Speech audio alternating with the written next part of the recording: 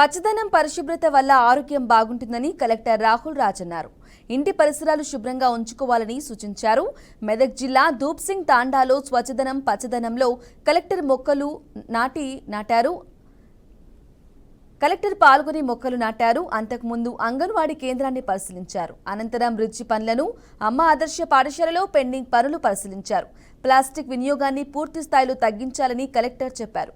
పారిశుద్ధ్య నిర్వహణ పట్ల పిల్లలకు అవగాహన కల్పించాలని కలెక్టర్ రాహుల్ రాజ్ సూచించారు.